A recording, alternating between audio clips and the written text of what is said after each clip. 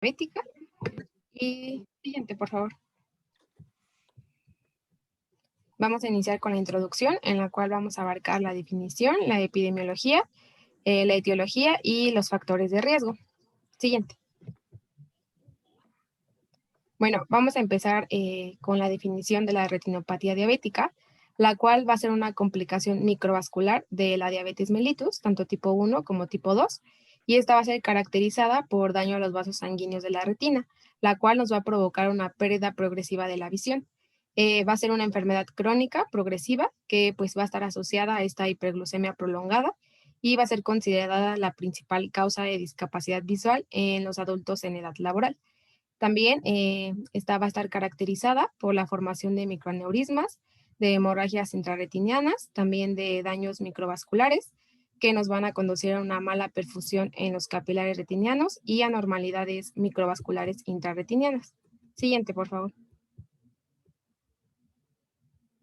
En la epidemiología vamos a tener que va a tener una prevalencia de hasta del 43.6% a nivel internacional y ya en la población mexicana se encontró una prevalencia de hasta el 31.5%, siendo esta la causa más frecuente de ceguera entre la población en edad productiva a nivel mundial.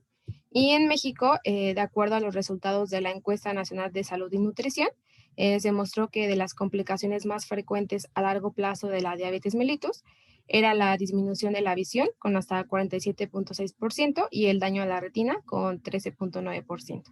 Siguiente. Pasando a sus factores de riesgo, vamos a tener a la edad, ya que los pacientes que tengan una menor edad van a tener un mayor riesgo de poder presentar esta patología por la duración de la diabetes mellitus.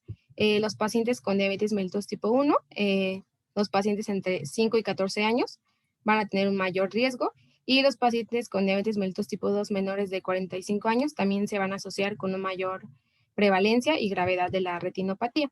También en el sexo, pues vamos a tener que este va a ser igual, tanto para hombres como para mujeres. Y en la genética va a estar asociado a varios genes, en los cuales van a estar incluidos el gen de la aldosa reductasa, el no endotelial, la molécula de adhesión intercelular 1 y el factor de crecimiento endotelial vascular.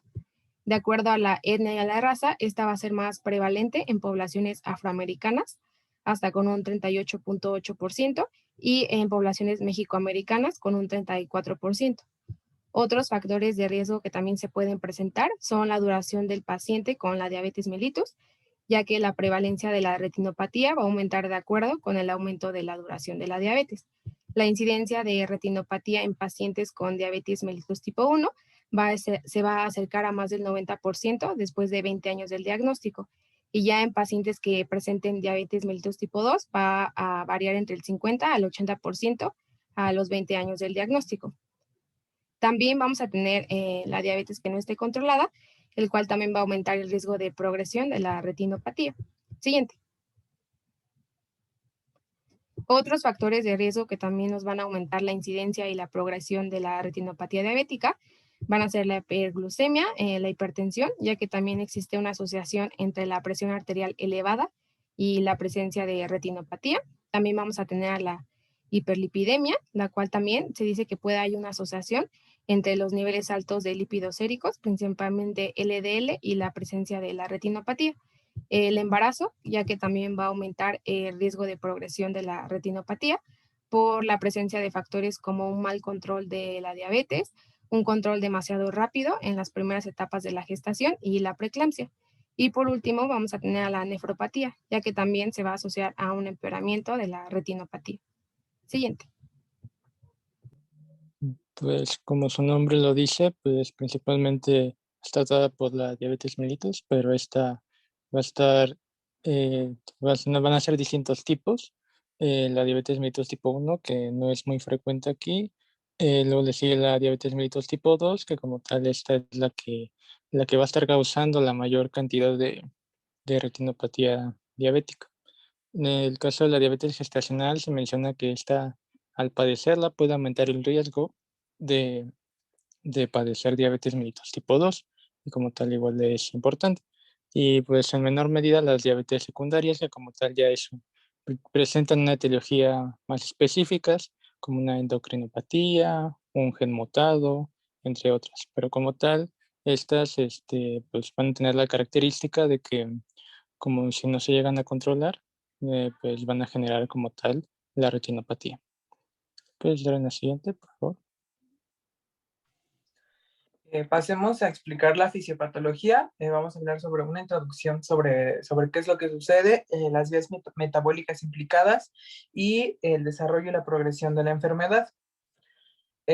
Bueno, la fisiopatología va a involucrar a varias vías metabólicas desencadenadas por la hiperglucemia que se produce en la diabetes, como la vía de los polioles, la vía de la exosamina, la síntesis de nuevo del diacilglicerol por la proteína quinasa C, la producción de radicales libres y los productos finales de la glucosilación avanzada. Algo que también va a estar involucrado en su fisiopatología va a ser la neurodegeneración, neuroinflamación y la activación del sistema renina-angiotensina-aldosterona, que pues también se han visto implicadas en esta fisiopatología. Vamos a centrarnos nosotros en hablar de las vías metabólicas.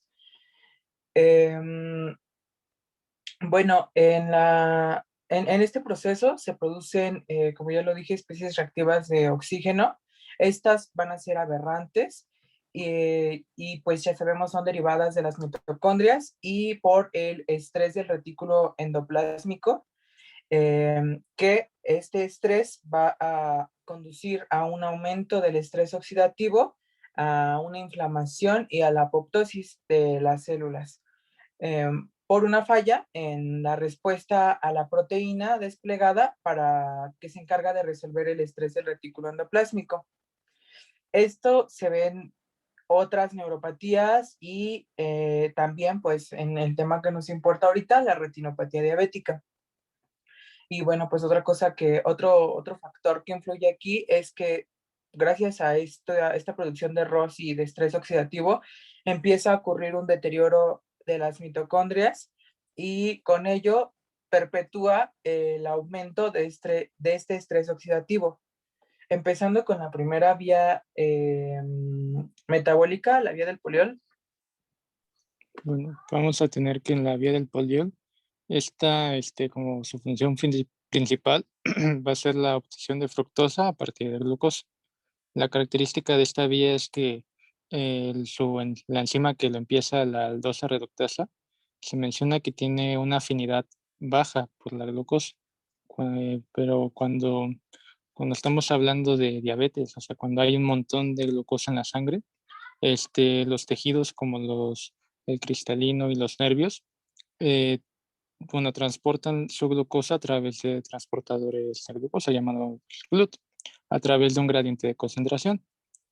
Y como tal, al haber un aumento de glucosa dentro de la célula, pues al haber más glucosa, esta enzima va a tener, pues como tal, más actividad. Y bueno, al tener más actividad, lo que se va a estar formando es glucosa, sorbitol. Y bueno, se menciona que este sorbitol es una molécula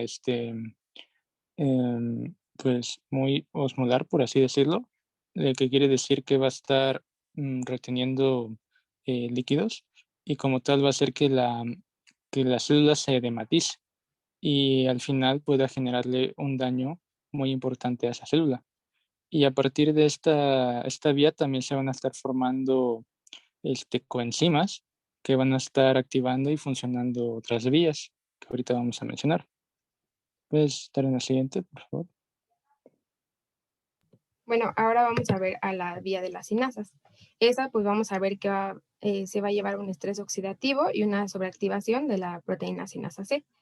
Vamos a tener que esta proteína va a corresponder a una familia de 10 enzimas, dentro de las cuales vamos a tener a la isoforma beta 1,2, que esta va a estar asociada al desarrollo de la retinopatía diabética.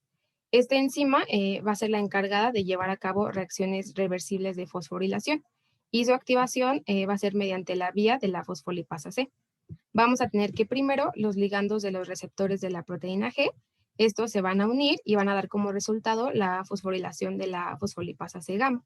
Ya cuando se active esta, lo que va a pasar es que esta misma va a catalizar la reacción de hidrólisis del fosfatidilositol 4,5-bifosfato, o sea, el PIP2, a inositriltrofisfosfato y al diacilglicerol. Estos van a ser los encargados de la movilización y la liberación del calcio, y el diacilglicerol va a ser el encargado también de activar esta proteína sinasa C. Siguiente. Vamos a tener que lo que va a ocurrir aquí es que va a haber una sobreactivación de esta proteína, y esta va a ocurrir como consecuencia del estrés oxidativo, el cual va a estar inducido por la hiperglucemia que vamos a estar teniendo nuestro paciente. Su sobreactivación va a producir una cascada de efectos, que son todos los que tenemos aquí, y esos van a tener como consecuencia cambios en la permeabilidad del endotelio. También va a haber alteraciones hemodinámicas y la expresión del factor de crecimiento endotelial vascular, así como también va a haber acumulación y activación de leucocitos. Y todo esto va a ser consecuencia de la disminución del flujo sanguíneo que va a producir la proteína sinasa en diferentes órganos, y que ésta se va a ver incrementada en la retina por vasoconstricción por el pequeño tamaño de los capilares. También, a su vez, se va a producir un adelgazamiento de la membrana basal, y va a haber también un aumento de la matriz extracelular. La proteína sinasa C también va a estar implicada en el crecimiento celular y la angiogénesis por la expresión de diferentes reguladores de factores de crecimiento, como el factor de crecimiento endotelial vascular. Y ya posteriormente vamos a ver qué es lo que va a pasar y qué manifestaciones son las que se van a dar por todo esto. Siguiente. Bueno, como tal, como hay un montón de glucosa, una vía como tal, la glucólisis, va a estar muy activa, degradando glucosa. Y durante esa vía, cuando se forma el gliceraldehído 3-fosfato, puede tomar otra ruta, y esto debido a que hay presencia de otras coenzimas de otras vías que ya mencionamos. Y de esas vías se va, una coenzima importante es el NADH, que esta va a permitir que la dihidroxiacetona fosfato se transforme en alfa glicerol fosfato, y además esta se transforme en diacil glicerol. Esta molécula es muy importante porque va a estar activando lo que es la proteína sinasa C, y va a estar activando las vías que ya mencionó mi compañera Mariel. Así que como tal, si todavía sigue habiendo una glucólisis aumentada por esta hiperglicemia, pues como tal es el diacilglicerol, pues va a estar aumentando la vía de la proteína sinasa C. ¿Puedes dar un siguiente, por favor? Y bueno, sobre la vía de la hexosamina, esta pues va a contribuir por la sobrereactivación del metabolismo de la fructosa a fructosa 6-fosfato, y de la fructosa 6-fosfato a glucosamina 6-fosfato. Aquí la enzima que interviene va a ser la glutamina fructuosa 6-fosfato amidotransferasa, que está en el cuadrito gris. A su vez, el producto, la glucosamina 6-fosfato, se va a transformar en uridinfosfato N-acetilglucosamina y en UDP N-acetilgalactosamina. Esto pues va a acabar activando algunos mediadores de la inflamación que van a hacer que progrese la retinopatía diabética. Más adelante vamos a ver las variantes, la clasificación. Y también pues va a contribuir a la inhibición de la enzima de esta, ¿cómo se llama? La glutamina fructosa 6-fosfato amidotransferasa.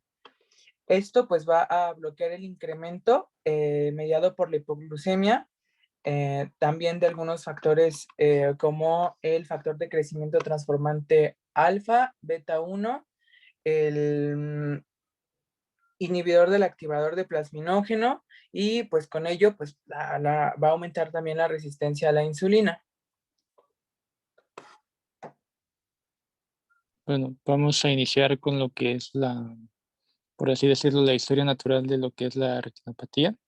Y bueno, para que empiece esta, primero debe haber una neurodegeneración.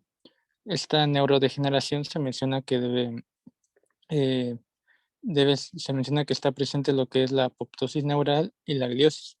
Para que se dé esta apoptosis neural, se menciona que hay una disminución de los factores neuroprotectores, que es el factor derivado del epitelio pigmentario, o PET, y la somatostatina.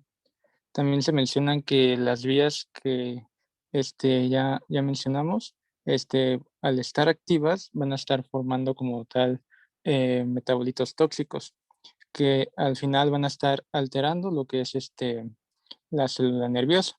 También se menciona que el aumento del glutamato extracelular puede ser excitotóxico y como tal aumentar lo que es el daño nervioso.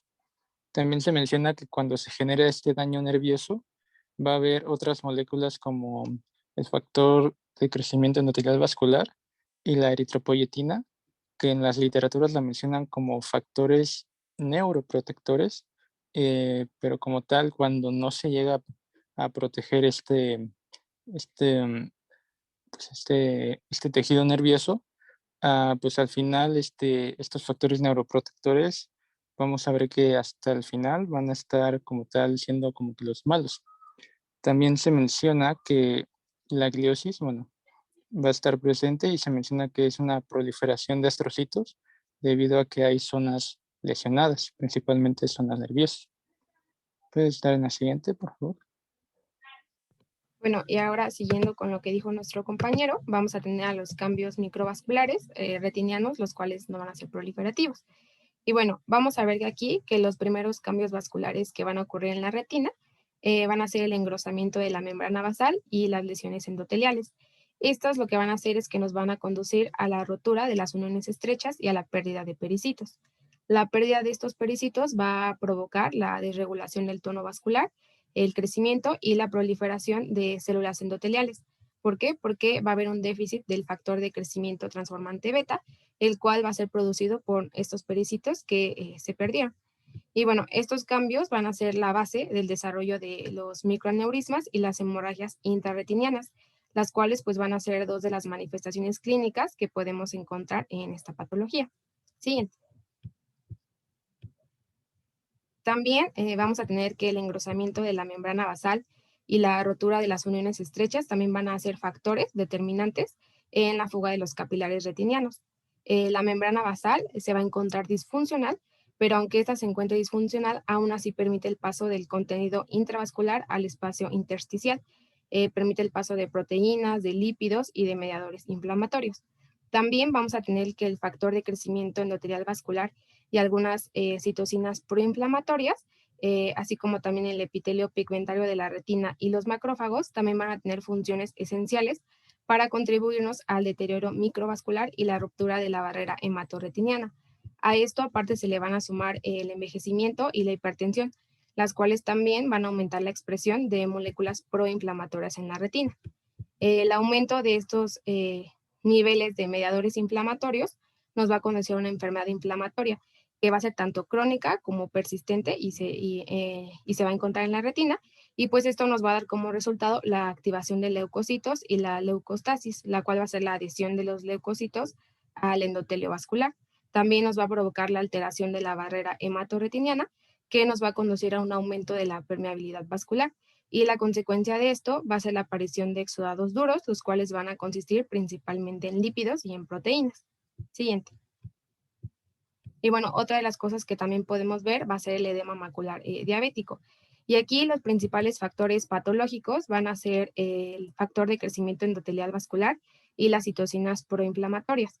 La principal fuente de estas citocinas proinflamatorias van a ser la síntesis local por parte de la retina, las cuales también podrían aumentar esta fuga vascular, y el factor de crecimiento endotelial vascular, el cual se dice que en su mayor parte la hipoxia lo va a provocar, pero pues también puedan activarlo la hiperglucemia crónica, el cual va a ser el caso de nuestro paciente, y las citocinas proinflamatorias, las cuales van a sobreexpresar este gen, provocando la rotura de la barrera hematorretiniana y la fuga vascular en la región macular, conduciendo así a la progresión de este edema macular diabético de formas leves a formas graves. Siguiente. Y bueno, en caso de que sea o se trate de una retinopatía diabética grave no proliferativa, pues se va a producir obviamente un daño endotelial. Este va a ser grave. Va a haber también, como ya lo mencionó mi compañera, un desequilibrio de factores vasoactivos, predominando los vasoconstrictores como la endotelina y el tromboxano. Esto va a contribuir a la existencia pues, de un ambiente hipóxico. Otro factor pues, va a ser que el óxido nítrico no va a ser desactivado y pues va a perpetuar esta constricción. Se va a producir una pérdida progresiva de células endoteliales hasta generalizarse. Los capilares, pues con todo esto, con esta hipoxia, con esta vasoconstricción, se van a tornar trombogénicos, entonces pues pueden ocluirse, ya sea por agregación plaquetaria o por que los leucocitos estén acumulados y pues estos, si obviamente si hay un tapón que esté tapando la luz del vaso, va a causar isquemia y aquí es donde pues ya va a poder progresar a una retinopatía diabética preproliferativa. Si aumenta la expresión del receptor de angiopoyetina 1, que también ya lo dijo mi compañera en un inicio, que había un aumento de todos estos factores de la angiogénesis, pues se va a producir obviamente angiogénesis patológica. Y bueno, en el examen de ojo, en el caso de una retinopatía diabética grave no proliferativa, pues es posible ver manchas algodonosas por el éstasis del flujo axoplásmico. Las manchas algodonosas son como estas que están señaladas con la flechita blanca. También pues se pueden apreciar microhemorragias acompañadas de exudados duros y manchas algodonosas. A ver, déjenme ver la siguiente. Pueden apreciarse también anomalías microvasculares interretinianas como capilares dilatados, derivación. Esto es una asa capilar. También se pueden apreciar derivaciones. A ver, ¿dónde está la imagen de derivación? Esta no es. Esta es la imagen de derivación entre arterias y venas. Y también se pueden apreciar dilatación, tortuosidad e irregularidad de las venas retinianas. Y, a ver, continúan, a ver, espérenme. Es que ya me confundí porque como estoy en dos dispositivos al mismo tiempo, ya mi cabeza se hizo bolas. Ahora sí, ya.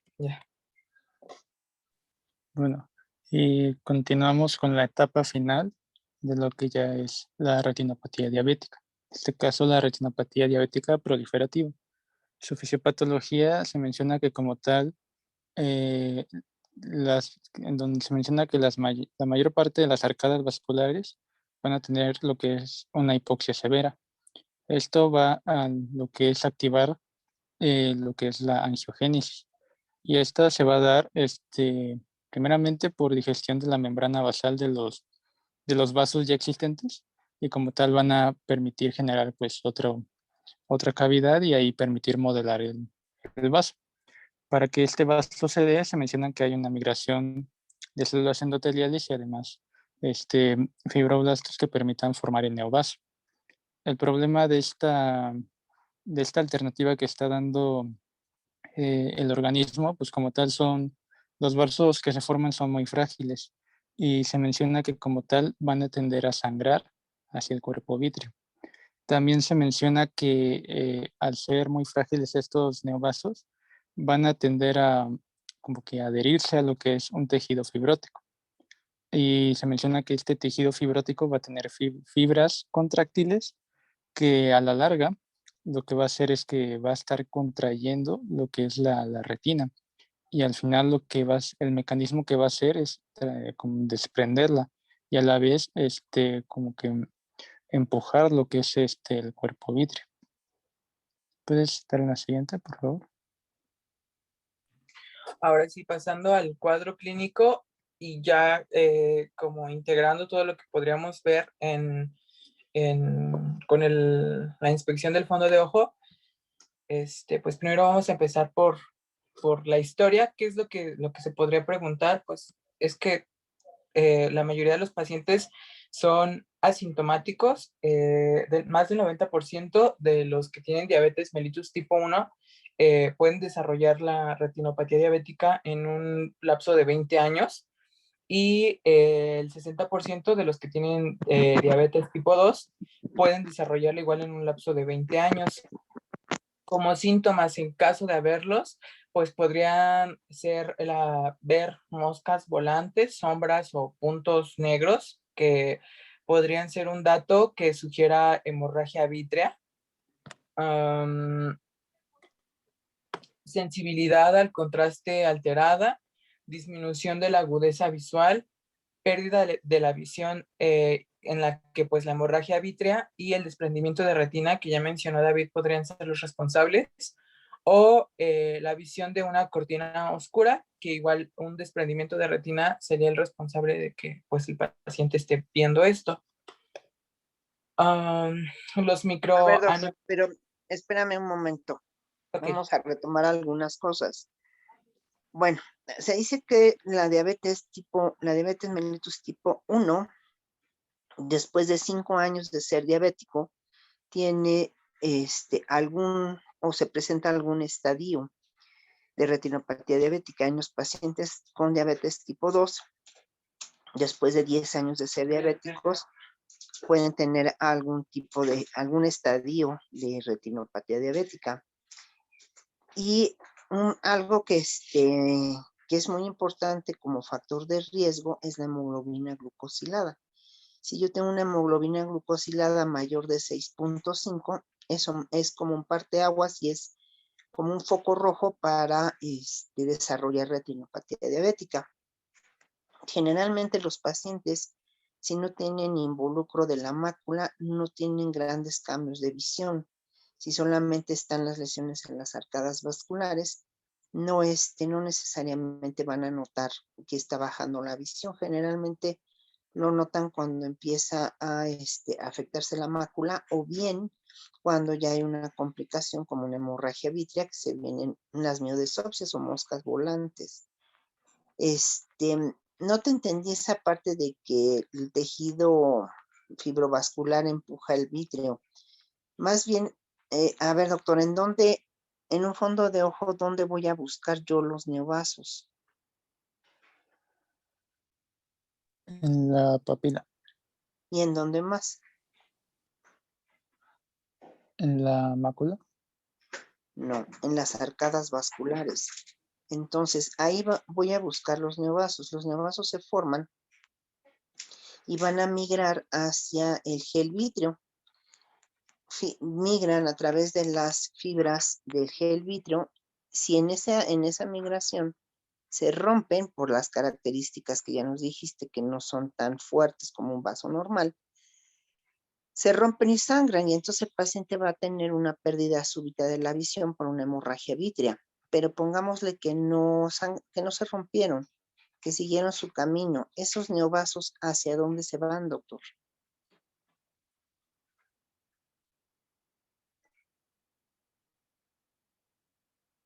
Se pueden ir hasta el iris. Se van hacia el segmento anterior y entonces entran por la pupila y forman algo que se llama rubeosis iridis. La rubeosis iridis se clasifica en 4 grados dependiendo la cantidad o el espesor del estroma que vayan afectando y la afectación del ángulo litosclerocorneal. Si llegan hasta el ángulo, van a tapar el trabéculo y entonces van a generar una de las complicaciones más importantes, que es el glaucoma neovascular, que es un glaucoma de muy difícil control, con presiones intraoculares muy altas y que puede dejar ciego al paciente en corto tiempo. Otra cosa también que es importante mencionar como causas de pérdida de la visión en un paciente diabético es el edema macular. El edema macular es la presencia de exudados duros en las 500 micras de la mácula. Si el paciente presenta edema macular, va a tener disminución de la visión. Y otra causa de pérdida súbita de la visión son los pacientes que ya tuvieron varios eventos de hemorragias vítreas que se han ido resolviendo solas, pero van formando puentes de fibroblastos y proliferación vitreoretiniana, que son fibras contráctiles, como bien nos dijiste, doctor. Entonces se contraen las fibras y generan un desprendimiento traccional de la retina. Entonces es diferente al que habíamos visto generado por la miopía. El de la miopía es generado por agujeros o por lesiones periféricas de la retina. Se desprende, bueno, se hace el desgarro, se mete el líquido por debajo de la retina y entonces se desprende. En este caso no, en este caso el desprendimiento traccional es por la presencia de proliferación vitreoretiniana que ha sido como secundaria a eventos de sangrado. Entonces la imagen es muy diferente. Seguimos entonces, doctor. Ok. Ay, espérenme. Tenía que prender el micrófono acá, no en la computadora. Lo que se puede pues apreciar van a ser en las primeras etapas microaneurismas que van a estar formados por las evaginaciones de la pared de los capilares y por dilatación en zonas donde va a haber una ausencia de pericitos, como ya lo explicamos en la fisiopatología. O también pues pueden ocurrir por perfusión de dos ramas de una asa capilar que después se juntan. En la imagen A vemos una asa capilar que puede fundirse, ahí es lo que me decía de fundir, o sea, se pegan y pues hacen como una bolita como la de la derecha, una microaneurisma, y bueno, pues ya como tal en la imagen B hay estos microaneurismas que van a estar en una zona en la que pues no va a existir perfusión capilar. Estos van a ser visibles como puntos o manchas rojas que en un inicio suelen aparecer en la zona temporal a la fovea y son difíciles de distinguir de las hemorragias puntiformes. Estas se van a, pues, como diferenciar haciendo una angiografía de fluoresceína que, pues, nos va a mostrar en el caso de que sean microaneurismas, pequeños puntos hiperfluorescentes que suelen abundar en los sitios donde se visualizaban los puntos rojos. También pueden apreciarse hemorragias retinianas, que va a haber como tres tipos. Unas que van a ser hemorragias de las capas de las fibras nerviosas, que son las que podemos ver en imagen, y estas se producen a partir de arteriolas precapilares superficiales y van a adoptar la forma de las fibras y por eso van a estar como en lámina, como siguiendo un trayecto más lineal. Las hemorragias intrarretinianas, estas van a proceder del extremo venoso de los capilares y suelen localizarse en las capas intermedias de la retina. Y como está en la imagen, van a tener forma de punto. Aquí es donde pues decía que era difícil de diferenciar de las microaneurismas, que se parece mucho a la imagen. Y bueno, el otro tipo de hemorragias retinianas van a ser las hemorragias redondas oscuras, que estas van a ser más profundas y son la representación de infartos retinianos hemorrágicos, situados ya en la capa media de la retina.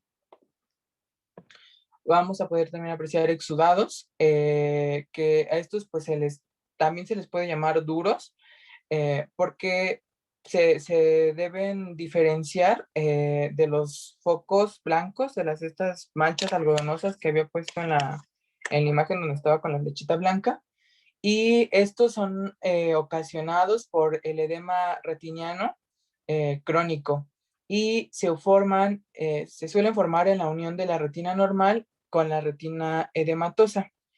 Estos se van a ver como lesiones amarillentas que pues van a estar bien definidas o en forma de anillos que suelen estar alrededor de microaneurismas. Con el tiempo estos van a aumentar de tamaño y pueden llegar a afectar a la fobia. Cuando se llega a detener pues el proceso que está produciendo este exudado, estos se van a reabsorber espontáneamente durante pues algunos meses, pero pues si existe una extravasación crónica, que pues es lo que está dando el exudado, va a favorecer más y más su crecimiento y haciendo que se produzca un depósito de cristales de colesterol. Por eso es que cada vez se va viendo como más y más y más grande. En cuanto al edema macular diabético, pues la maculopatía diabética, debemos de saber qué es la A ver, causa. doctor, pero antes de eso explícanos por qué son diferentes los exudados duros de los exudados blandos. ¿Cómo es un duro y cómo es un blando y de qué está hecho uno y de qué está hecho el otro? Pues sigue que los exudados duros van a estar hechos de cristales de colesterol y los exudados blandos no, estos van a estar hechos ¿cómo se llama? De extravasación, que Son son, extravasación por isquemia, son infartos de ajá, las fibras nerviosas, no tienen los bordes definidos y son blancos. Y los exudados duros son depósitos de lipoproteínas, tienen los bordes bien definidos y son amarillentos. Ok, síguele, doctor. y bueno, ya decía que el edema macular diabético va a ser la causa más frecuente, causa la pérdida de la visión en los pacientes diabéticos, en especial en los tipo 2. Y pues si este es difuso, puede deberse a un escape capilar amplio. Y pues mientras que el edema localizado de la extravasación focal de microaneurismas y segmentos capilares dilatados lo es también. La maculopatía focal se va a ver como un engrosamiento retiniano en forma de anillos completos o que pueden también ser incompletos de exudado. Y la maculopatía difusa, que va a ser como esta imagen, se va a ver como un engrosamiento retiniano difuso que puede estar acompañado de cambios cistoides. Pueden apreciarse también microaneurismas, hemorragias, junto con el edema macular difuso. También se puede producir maculopatía isquémica. De esta encontré que pues, los signos son más variables y pues, porque la mácula suele permanecer normal a pesar de que hay una disminución de la agudeza visual.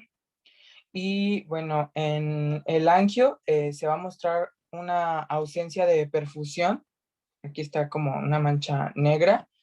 Y pues eso es lo que se va a apreciar. En esta imagen vamos a ver una maculopatía isquémica que va a mostrar hiperfluorescencia por ausencia de una perfusión capilar en la mácula central y pues en otras zonas.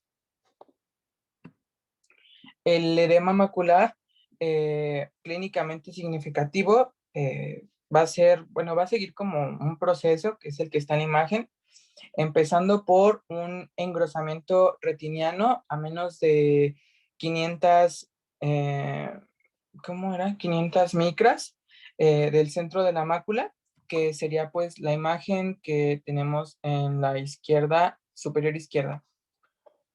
Si los exudados son a menos de 500 micras del centro de la mácula y se asocia también a un engrosamiento retiniano, es como la siguiente etapa, que es la que tenemos en la imagen superior derecha, y en la imagen inferior del centro, pues ya se va a apreciar un engrosamiento retiniano, ya con un diámetro de 1500 micras, pues ya se ve más grande, aquí lo marcan con un circulito, que pues ya como tal se va a encontrar a menos de un diámetro papilar del centro de la mácula. También pueden ser visibles pues alteraciones venosas, como las que mencioné anteriormente. En la imagen A podemos ver asas, en la imagen B arrozamientos y en la imagen C segmentaciones. Estas van a ser propias de la isquemia y pues son producidas por la dilatación o la tortuosidad de las venas. Y otra cosa que podemos ver pues son las anomalías microvasculares intrarretinianas, que como tal se van a deber a los cortocircuitos que van a unir a las arteriolas y a las vénulas retinianas, en las que pues no va a haber un lecho capilar entre ellas. Estas bueno, son comunes de localizar en las áreas de poca perfusión y se ven como finas líneas de color rojito, o sea, como estas. Estas van a tener una característica irregular y suelen seguir el trayecto de las arteriolas sin cruzar los vasos principales. Los cambios arteriales también pues van a ser frecuentes. Leí que en un inicio o en las etapas iniciales de la retinopatía suelen producirse cambios sutiles que pues prácticamente van a ser imperceptibles, pero cuando ya se produce una isquemia pues ya significativa, se va a producir un estrechamiento periférico y la visualización de vasos en hilo de plata, que también los encontré estos relacionados a la retinopatía hipertensiva. Y pues son estas imágenes de aquí. Las alteraciones en la retinopatía proliferativa, pues estas son producidas por una ausencia de perfusión de un cuarto de la retina, y pues esta es como el área que debe de pues estar no perfundida para que se produzca esta etapa, y pues se va a ver la retinopatía proliferativa, como ya lo mencionaron en la fisiopatología, como una neovascularización.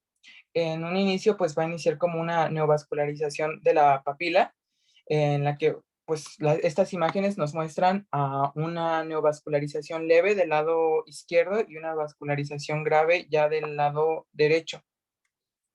Estas pues van a estar presentes sobre la cabeza del nervio óptico o a menos de un diámetro papilar de este. También puede producirse neovascularización extrapapilar, que pues ya van a ser estos neovasos más alejados de la papila, y pueden acompañarse de fibrosis en caso de que sea de larga evolución. En la imagen A pues es una neovascularización extrapapilar leve y en la B una grave. Y ya por último, pues está la neovascularización iridiana o rubiosis del iris, que pues esta ya va a ser de alto riesgo porque pues tiende a progresar a glaucoma neovascular, como lo mencionó la doctora. Y pues ya con esto podemos dar la clasificación de la retinopatía diabética. Esta pues se va a clasificar, como ya lo vimos, en no proliferativa y en proliferativa, y a su vez la no proliferativa en leve, moderada y severa, y la proliferativa en temprana, de alto riesgo y grave, de acuerdo a los hallazgos que encontremos en la exploración. En el caso pues de que sea leve, pues van a poder apreciarse más de un microaneurisma, pero menos de 20 microhemorragias. En el caso de que la no proliferativa sea moderada, pueden apreciarse más de un microaneurisma, hemorragias y exudados de proteínas duras o imágenes en algodonosas. Y en el caso pues, de que sea severa, hemorragias intrarretinianas difusas en un número de mayor o igual a 20 y microaneurismas en los 4 cuadrantes del ojo. También pueden apreciarse cuencas venosas en menos de 2 cuadrantes y anomalías microvasculares intrarretinianas en más de un cuadrante. Si en el caso de la proliferativa, si es temprana, pues vamos a apreciar una neovascularización del nervio óptico en menos de un tercio de su área, en ausencia de hemorragia prerretiniana, o en otra parte, en menos de la mitad de su área y sin hemorragia. En el caso de que sea de alto riesgo, pues se va a ver una neovascularización ya del nervio óptico de un cuarto a un tercio de su área, hemorragia prerretiniana o vítrea y neovascularización de la retina fuera del disco en al menos la mitad del área del disco y hemorragia prerretiniana o vítrea. Y si esta es grave, pues ya va a haber una hemorragia prerretiniana o vítrea que va a oscurecer el fondo de ojo posterior y un desprendimiento macular central. El edema macular también se va a dividir en dos, si es de afectación no central o de afectación central, que el no central va a ser leve y el central pues grave. En caso de leve, va a existir un engrosamiento de la retina en la mácula a más de 1 milímetro de diámetro y no va a afectar la zona del subcampo central, y si este es grave, va a haber un engrosamiento de la retina en la mácula mayor a 1 milímetro, igual que en el anterior, pero ya va a involucrar la zona del subcampo central. Y encontré otras clasificaciones igual de acuerdo a los hallazgos encontrados ¿cómo se llama? En la exploración del fondo de ojo. Y, por ejemplo, esta es del Early Treatment Diabetic Retinopathy Study, pero es como ya de un estudio más, o sea, enfocado en la retinopatía. No la voy a decir, es un montón, pero les digo, o sea, se basa en cómo se llama, o la puse porque guía el tratamiento de lo que podríamos encontrar clínicamente pues con su tratamiento. Otra clasificación que encontré, pues ya va a ser más como a categorías, no como a una clasificación, sino como una categorización descriptiva, que igual, pues nos dice que si se trata de una retinopatía diabética de fondo, pues podemos encontrar signos precoces y persistentes como los microaneurismas, hemorragias en punto y en mancha, exudados. Si ya hay una maculopatía diabética, pues podremos ver retinopatía en la mácula, edema. Si se trata de una retinopatía preproliferativa, pues vamos a encontrar datos de isquemia retiniana como imágenes blancas algodonosas, alteraciones venosas, anomalías microvasculares. Si se trata de una retinopatía proliferativa, pues ya vamos a ver neovascularización. Y en el caso ya de que sea una oftalmopatía diabética avanzada, ya un desprendimiento de retina tensional, hemorragia vítrea y glaucoma neovascular. Si se dan cuenta, pues todas son se basan en los datos que encontremos. Bueno, y ahora vamos a pasar al diagnóstico. Siguiente. Vamos a tener que primero debemos de iniciar con un examen oftalmológico general, en el cual pues debemos de incluir el examen de la agudeza visual, la biomicroscopía con lámpara de hendidura. También debemos de medir la presión intraocular y utilizar la gonioscopía para ver pues si están presentando alteraciones o complicaciones de la retinopatía. Esta nos va a ayudar a tener una evaluación más integral de la enfermedad. Siguiente. Ya teniendo a las herramientas de diagnóstico primarias, pues vamos a tener al examen de fondo de ojo dilatado, el cual se dice que es el método principal para detectar la retinopatía diabética. Este pues se va a utilizar para examinar cualquier cambio que se presente en el fondo de ojo, que son todos los que nos mencionó mi compañero Adrián, que nos esté sugiriendo de que se trata de una retinopatía, como los microaneurismas, los cambios en la vasculatura retiniana o la presencia de hemorragias. Y bueno, para este se recomienda utilizar la lámpara de hendidura o la oftalmoscopía directa para poder ver mejor el polo posterior y la retina periférica. También se puede utilizar la fotografía de la retina, que bueno, por lo que leí decía que no iba a sustituir al examen ocular completo, sino que iba a ser más como un método alternativo. Este iba a consistir en un método de alta resolución para poder examinar igual la retina y su vasculatura. Y también nos podrá ayudar para estar documentando cómo va el proceso de la retinopatía, la presencia de neovascularización o la necesidad de otro tratamiento adicional o cómo es que va progresando. Siguiente. Ya vamos a pasar a las pruebas complementarias, en las cuales pues aquí ya vamos a tener a la tomografía de coherencia óptica. Esta pues va a ser una técnica no invasiva que nos va a proporcionar una vista de alta resolución de la interfaz vitreoretiniana, la retina neurosensorial y también el espacio subretiniano. Y bueno, esta tomografía se va a utilizar para cuantificar el grosor de la retina y para detectar si está la presencia de un edema macular, también para ver la atracción vitreomacular y otras formas de enfermedad macular. La presencia de que ya tengamos un edema macular, aquí vamos a poder ver el engrosamiento de las diferentes capas de la retina.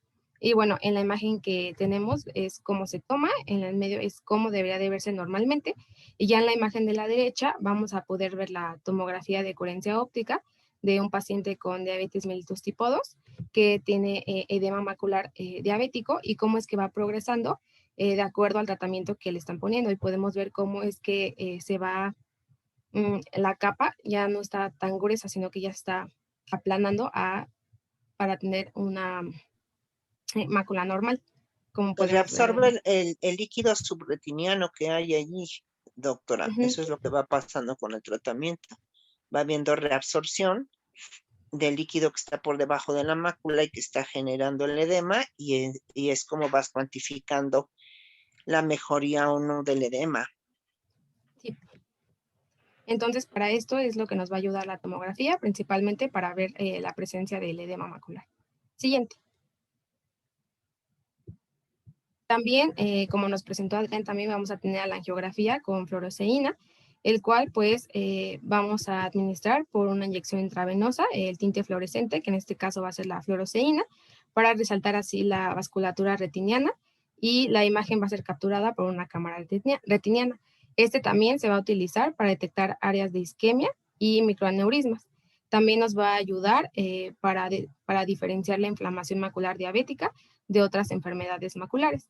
Ya las indicaciones para realizar esta angiografía son para excluir afecciones u otras enfermedades retinianas, y las contraindicaciones que se tienen son una historia previa de anafilaxia a la fluoresceína o el primer trimestre del embarazo, ya que la fluoresceína va a ser un compuesto de categoría C de riesgo para el embarazo. Las complicaciones que se pueden tener aquí pues son la anafilaxia, pero esta suele ser muy rara. Y bueno, aquí vamos a ver ya la interpretación de resultados, en donde vamos a ver zonas de hiperfluorescencia, que esto nos va a estar indicando la pérdida de vasos causada por los microaneurismas, el edema de la retina o la neovascularización, y la hipofluorescencia, que nos va a indicar un bloqueo de vasos o áreas bloqueadas por la presencia de exudados o también por la presencia de sangre. Y bueno, aquí en las imágenes vamos a estar viendo la presencia de estos microaneurismas y también se va a encontrar la hiperfluorescencia por una extravasación de exudados. Siguiente. Otra técnica que podemos realizar es la angiografía por tomografía de coherencia óptica, que esta igual es una técnica no invasiva que va a ser útil para detectar áreas de anomalías microvasculares intrarretinianas y también para ver la neovascularización. Aquí también se pueden detectar cambios microvasculares y la falta de perfusión macular, que esto ya nos puede dar un aspecto de cómo va la gravedad de la retinopatía diabética. Y bueno, aquí en las imágenes podemos observar un microaneurisma y también hemorragias maculares en un paciente con retinopatía diabética. Siguiente.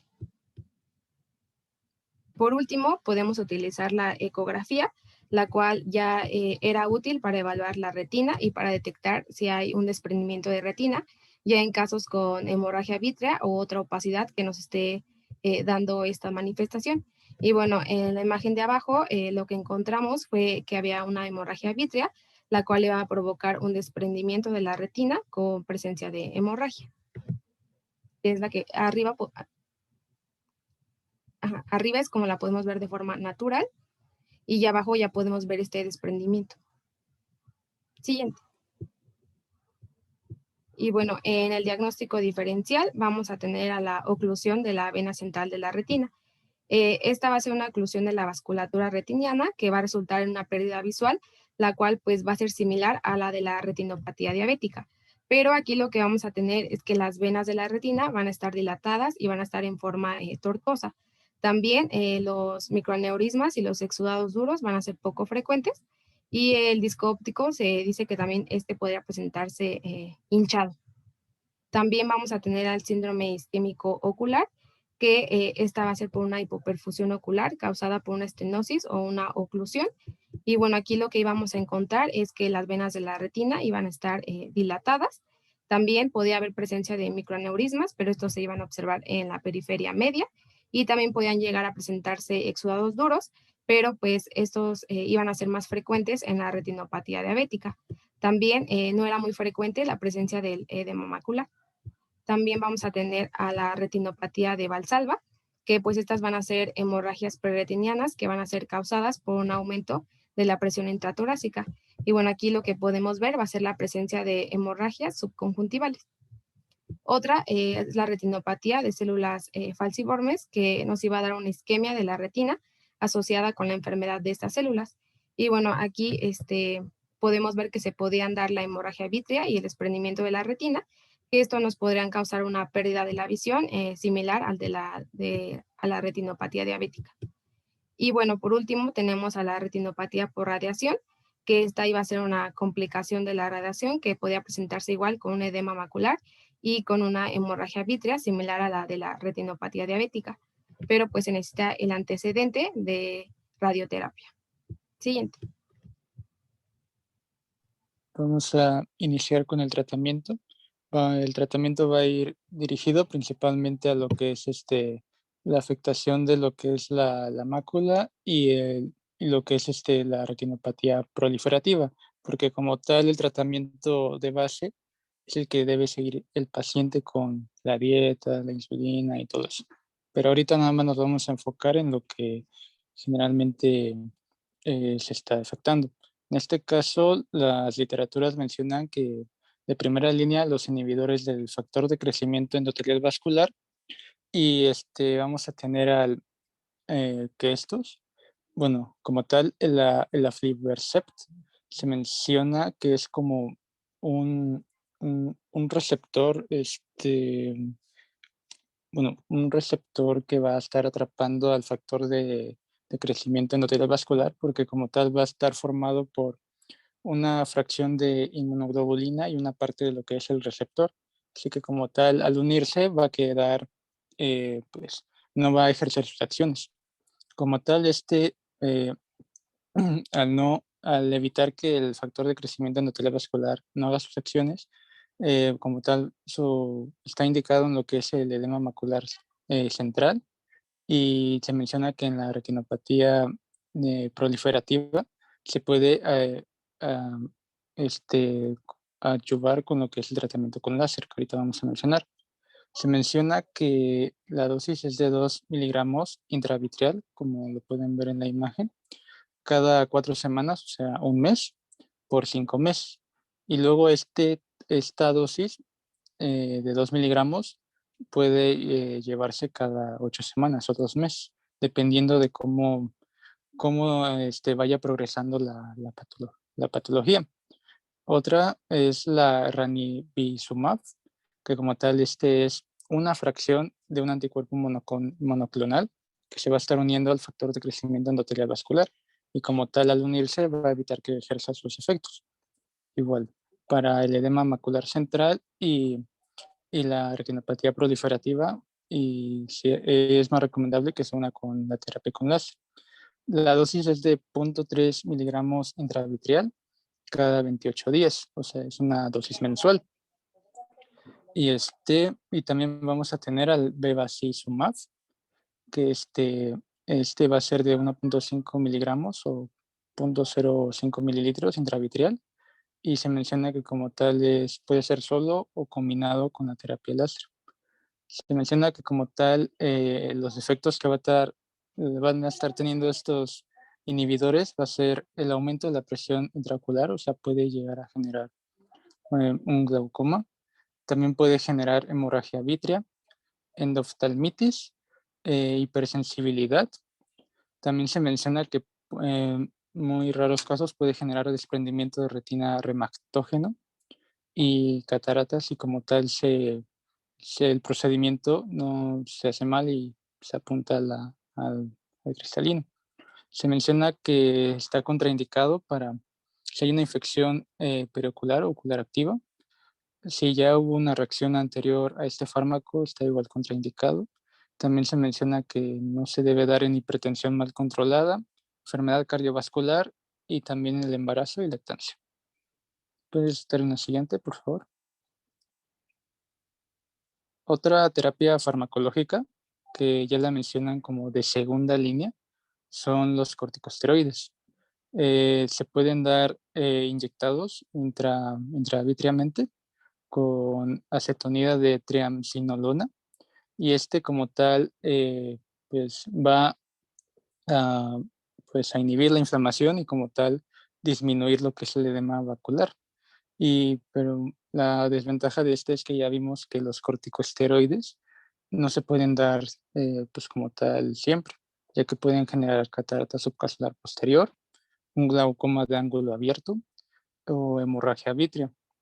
Otros tratamientos es los implantes, que como tal se van a estar inyectando unos implantes muy chiquititos que van a estar liberando constantemente corticosteroides. Uno es el implante de acetonida de fluocinolona, igual indicado para disminuir el edema macular.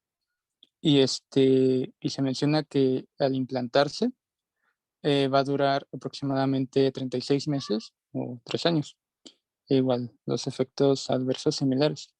Y también está el implante de dexametasona, que este implante va a tener 0.7 miligramos de dexametasona y se menciona que va a durar 6 meses. ¿Puedes dar una siguiente, por favor? Bueno, ahora vamos con el tratamiento con fotocoagulación láser. Antes de que existieran los inhibidores de la VEG, pues como tal, esta era la terapia de elección. Pero como tal, los inhibidores de la VEG son muy caros, pues a veces como tal se recomienda más la fotocoagulación láser. En este caso, se va a hacer por medio de láser de diodo o argón, mencionaban, y este láser va a tener un diámetro aproximadamente de 50 a 100 micrómetros, y al momento de aplicar el láser se menciona que va a durar de 0.05 a 0.1 segundos, y generalmente este láser no debe estar pues, disparado a lo que es la fóvea y la papila. Se menciona que debe ser eh, una distancia de 500 a 5000 micrómetros de separación. Y bueno, dependiendo de lo que sea el tratamiento, va a ser si localizado o de manera generalizada. En el caso de la fotocoagulación focal o también está la en rejilla, se menciona que esta es más para el edema macular no central, y como tal se va a estar aplicando el láser en zonas específicas. Se menciona que se va a estar aplicando en aneurismas cercanos a la mácula que pudieran llegar a generar edema. Y como tal, al, al impactar en estos aneurismas, pues se busca esa reducción del edema. En este caso tenemos una imagen que menciona que hay un edema macular, pero después de la terapia, bueno, va a haber cicatrizaciones que en forma de color amarillo y de forma circular, y conforme vayan pasando los meses, como tal van a ir cambiando de forma. En el caso de la fotocoagulación láser panretiniana, que ya es como tal toda la retina excepto por la fovea y la papila, se menciona que esta es para la retinopatía diabética no proliferativa grave y para la retinopatía diabética proliferativa.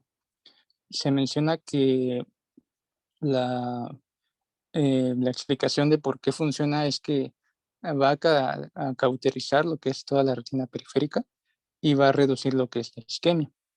En este caso, en la imagen tenemos una retinopatía diabética no proliferativa grave, y a los 3 meses después ahí podemos ver todas las lesiones periféricas, que como tal, y además se mencionaba que como tal ya había disminución de los de posibles neovasos. ¿Puedes dar una siguiente, por favor? Bueno, la fotocoagulación puede llegar a tener ciertas complicaciones. La focal o en rejilla puede llegar, bueno, a generar cicatrices. También puede llegar a generar alteración visual paracentral o periférica. Y también se menciona que puede llegar a generar neovascularización corroidea. Y en el caso de la panretiniana, puede llegar a generar abrasión corneal por la cantidad de láseres que se aplicaron. También puede haber pérdida del campo de visión y además también puede haber una visión de color reducida. Y además también puede haber sensibilidad al contraste reducido. ¿Puedes dar una siguiente, por favor? Y ya como tal, en retinopatía diabética ya avanzada, cuando como tal ya hay hemorragia vítrea o hay tracción vitromacular, o como tal ya está el desprendimiento de la retina, se menciona que se va a estar dando la vitrectomía por paz plana. En este caso se menciona que es la extirpación quirúrgica parcial o completa del humor vítreo.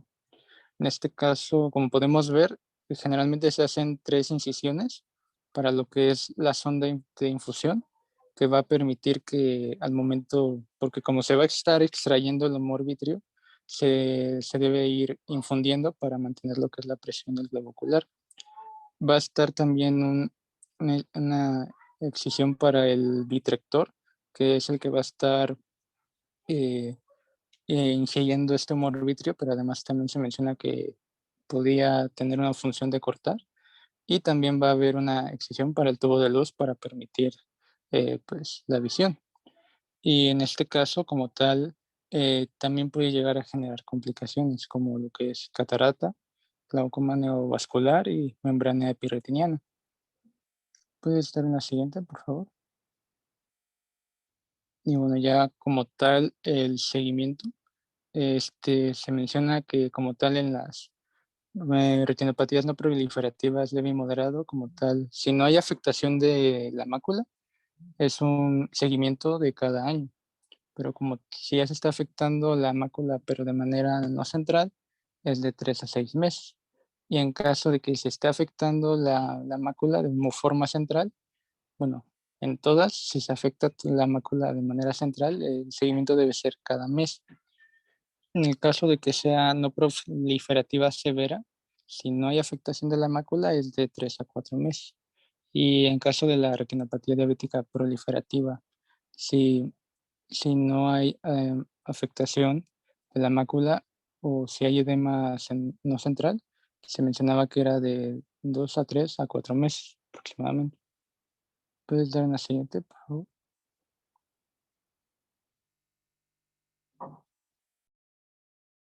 Como complicaciones de la retinopatía diabética, pues van a ser el edema macular, clínicamente significativo. Este puede, ya lo dije, ocurrir en cualquier etapa de la retinopatía y es la causa principal de ceguera en diabéticos.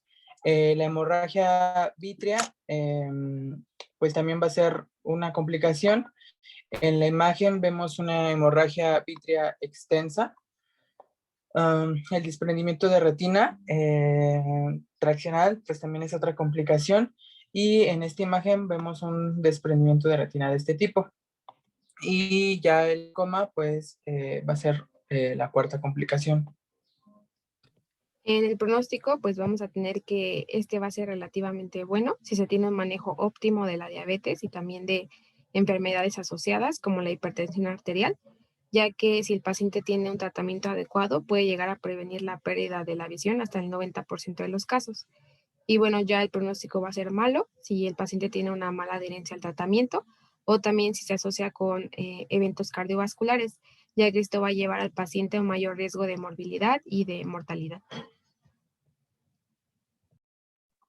Y por último, como prevención, pues es el control glucémico, ya que se ha demostrado que reduce las tasas quirúrgicas oculares en pacientes con diabetes mellitus tipo 1 y el control de la tensión arterial, mantener una tensión arterial sistólica menor a 140 milímetros de mercurio. Se ha demostrado que retarda la progresión de retinopatía diabética en la diabetes mellitus tipo 2. Y también pues el tratamiento de la dislipidemia con el fenofibrato retarda la progresión de la retinopatía en el 40% de personas con retinopatía diabética no proliferativa. Y pues ya eso es todo.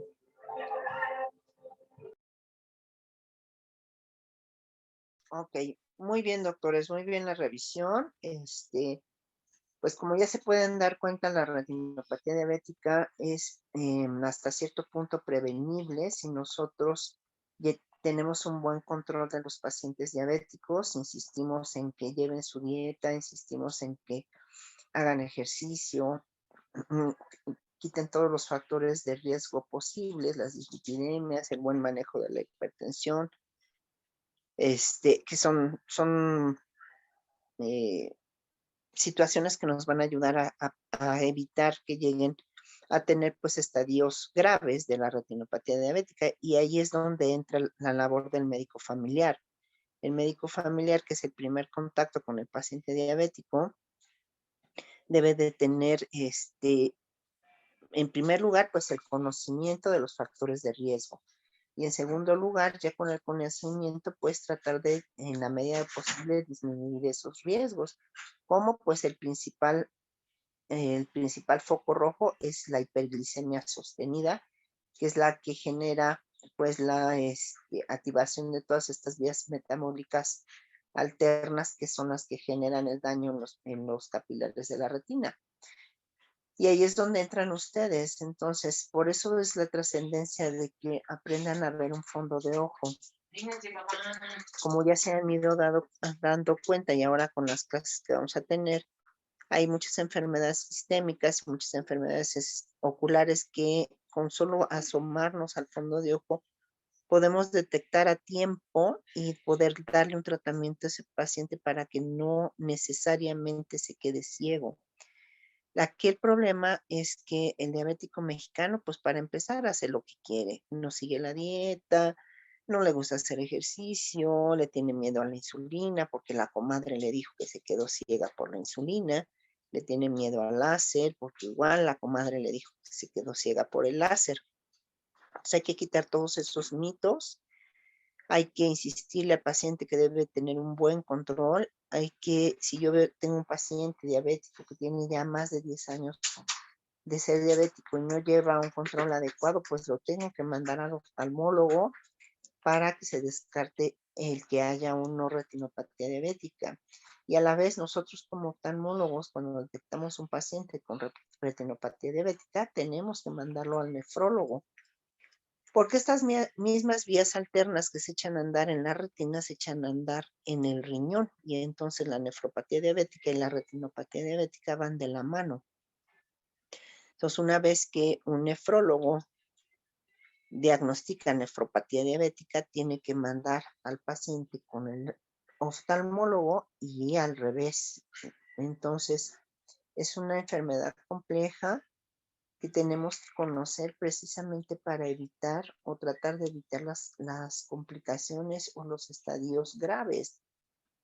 Otra cosa también importante es que la ecografía ocular tiene dos modos, el modo A y el modo B. El modo A está indicado para el cálculo, por ejemplo, de un lente intraocular y da una imagen en espigas. El modo B, que es el diagnóstico, se puede decir, es el que se utiliza en estos casos. El modo B se hace en todos los pacientes que tienen los medios opacos, que no me dejan ver el polo posterior, o sea, la retina, por ejemplo, un paciente con catarata total o un paciente con hemorragia vítrea. Entonces le tengo que hacer el modo B para ver si solo es la hemorragia lo que está generando la baja visual o hay desprendimiento de la retina. Obviamente, si hay lesiones intrarretinianas, no las vamos a poder ver. El modo B solamente nos ayuda a ver la cavidad vítrea y, por ejemplo, en un paciente que tiene catarata total y es diabético, pues la presencia o no de una hemorragia vítrea, que pues nos vendría a cambiar el tratamiento quirúrgico. De igual manera, el tratamiento de elección es la fotocoagulación con láser argón. La fotocoagulación con láser argón, si ustedes lo leyeron en la bibliografía, dice que se hace a partir de la retinopatía diabética no proliferativa grave. Aunque la realidad es que en la práctica clínica, muchos de nosotros ya empezamos a fotocoagular a los pacientes con retinopatía diabética moderada, porque, como ya les acabo de mencionar, el diabético mexicano, pues tú le encuentras un estadio moderado y le dices que regrese en 3, 4 meses, que controle su dieta, controle sus niveles de azúcar. En primer lugar, no te regresa a los 3, 4 meses. Si bien te va, te regresa al año y regresa ya con proliferación, con hemorragia vítrea o con alguna complicación. Entonces, muchas de las veces ya desde las etapas moderadas, eso ya entra mucho en el criterio del oftalmólogo, se empieza a fotocoagular. La bibliografía dice que a partir de la etapa severa, ¿vale? Y los antiangiogénicos o las inyecciones intravítreas se utilizan sobre todo para cuando hay un paciente con edema macular o que ya tiene proliferación. Bueno, que ya tiene,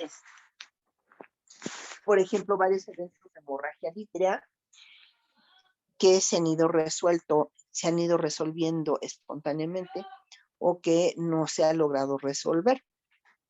Estos pacientes, o más bien estos medicamentos, pues tienden a ser caros. Una inyección intravítrea de, por ejemplo, ay, Dios mío, de Ravinizumab, que es el Lucentis, anda fluctuando más o menos entre 8,000 a 15,000 pesos por inyección por ojo.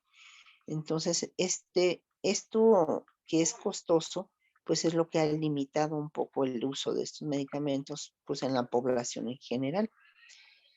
Hasta hace más o menos como unos 3, 5 años se podía utilizar todavía el Avastin, que es el Bevacizumab. Tenía muy buen resultado, era mucho más económico que el Lucentis, pero a la COFEPRIS se le ocurrió sacarlo del mercado. Entonces, ahorita las únicas opciones pues, son el Lucentis, el Osurdex y hace poco, pues, que es el Aflibercept, que es un poco menos caro que el Lucentis, pero tampoco es así como que una diferencia estratosférica, ¿no? Entonces, generalmente si yo tengo un paciente con retinopatía diabética que tiene edema macular, primero le inyecto y luego lo fotocoagulo, porque si lo hago al revés, lo que va a pasar es que voy a provocar más edema macular y el paciente va a tener disminución de la visión.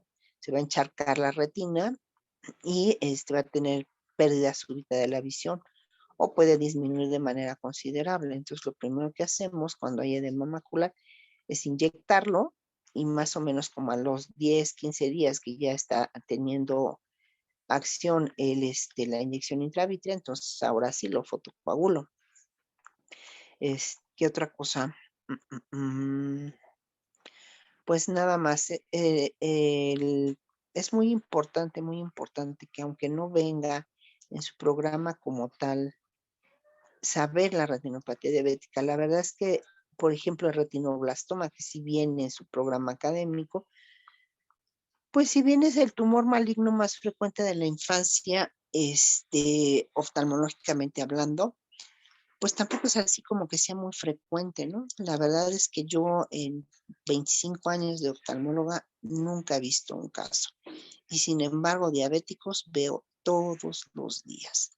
De 16 pacientes que tengo citados, 10 son diabéticos y por lo menos 8 tienen algún estadio de retinopatía diabética. Entonces es un tema que el médico familiar o el médico, o todos como nosotros como médicos tenemos que conocer y tenemos que detectar y referir a tiempo. Si yo mando a un paciente no es lo mismo que yo mande a un paciente en un estadio moderado o severo o leve, a que yo lo mande ya con glaucoma neovascular, con desprendimiento de retina, con una hemorragia vítrea.